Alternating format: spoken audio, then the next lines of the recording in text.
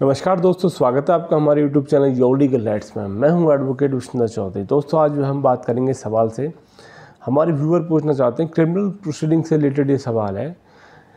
मान लीजिए, जो व्यूअर का सवाल है, मान लीजिए सर कि अगर कोई अपराधी अपराध करता है, मान लीजिए, लेकिन एक्चुअल में जो सिचुएशन इन्होंने लिखी है वो एक्चुअल में होती है, तो उसको इनके हिसाब से मान लेते हैं, लेकिन वो पार्ट ऑफ प्रोसीडिंग है।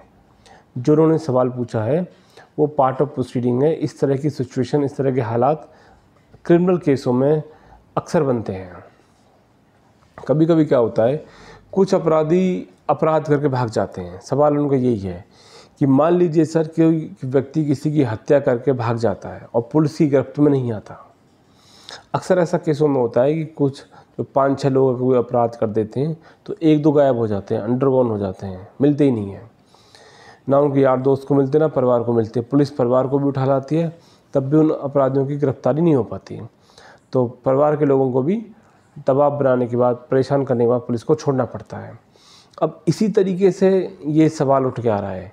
मान लीजिए कि अगर कोई अपराधी अपराध करके भाग जाता है और कुछ साल बाद, 1 साल, 2 साल, 10, 2.5 साल, 3 साल, 5, 10 साल बाद मान लीजिए वो वापस आता है, तो क्या उसी केस में कार्रवाई दोबारा से होगी या उस केस को बंद कर दिया जाएगा? तो उस केस के साथ क्या होगा, या 2-2.5 साल तक उस केस को ओपन रखेगी पुलिस? देखिए, ऐसा नहीं होगा। इसकी एक अलग प्रोसीडिंग है। मान लीजिए किसी अपराधी ने कोई अपराध कर दिया और वो जिस क्षेत्र में रहता है या जिस राज्य में रहता है वहाँ से भागने में कामयाब हो जाता है। वो XYZ कहीं भी भाग के चला गया। अब भाग के जाने के बाद जब पुलिस उसको ट्रेस नहीं कर पा रही या कोई लिंक या सोर्स नहीं निकल पा रहा, तो पुलिस उसकी भगोड़े की कार्रवाई कर देगी, यानी उसको PO घोषित कर देगी, भगोड़ा घोषित कर देगी। उस जांच को जहाँ पे उन्होंने ख़त्म करी हुई है या शुरुआत हुई है, उस केस को वहीं पे छोड़ दिया जाएगा और उसकी PO की कार्रवाई यानी भगोड़े की कार्रवाई करके 174 की FIR रजिस्टर्ड कर दी जाएगी और वो PO डिपार्टमेंट जो होता है उसको वो FIR दे दी जाएगी। जो PO डिपार्टमेंट है वो भगोड़ों की ही खोज में लगा रहता है। ज़्यादातर मामलों में PO होता है 138 के केसों में, यानी चेक बाउंस के जो केस होते हैं उनमें अधिकतर PO हो जाते हैं।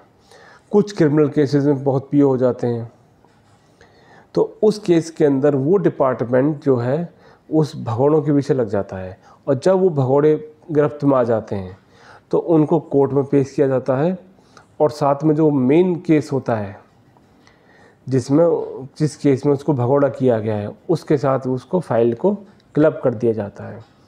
यानी 2 मुकदमे उस पर चलेंगे, एक भगोड़े की FIR का अंडर सेक्शन 174 IPC का, और जो भी अपराध उसने उन धाराओं में कर रखा हो, या मर्डर हो, बलात्कार हो, झगड़ा हो, लूट हो, डकैती हो, जो भी अपराध उसने कर रखा है उस अपराध में अलग से ट्रायल चलेगा और भगोड़े की कार्रवाई में अलग से चलेगा।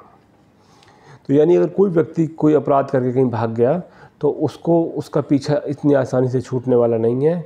ये जो अपराध का जो कैलकुलेशन है ना, एक तरह का इंटरेस्ट का कैलकुलेशन है।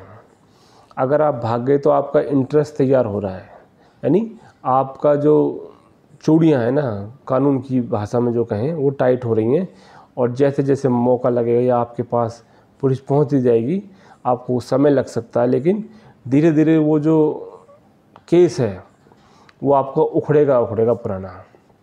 यानी आप कुल मिला के उस चीज़ से बच नहीं सकते। आपका जो डाटा है हमेशा लिस्ट में रहेगा। ये नहीं है कि आप गिरफ्तार नहीं हो रहे तो आपको केसों से छुट्टी मिल जाएगी, ऐसा बिल्कुल नहीं होगा। गिरफ्तारी होगी और 100% होगी।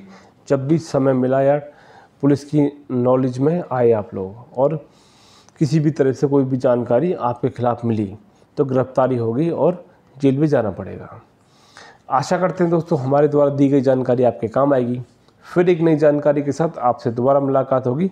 तब तक के लिए नमस्कार, धन्यवाद।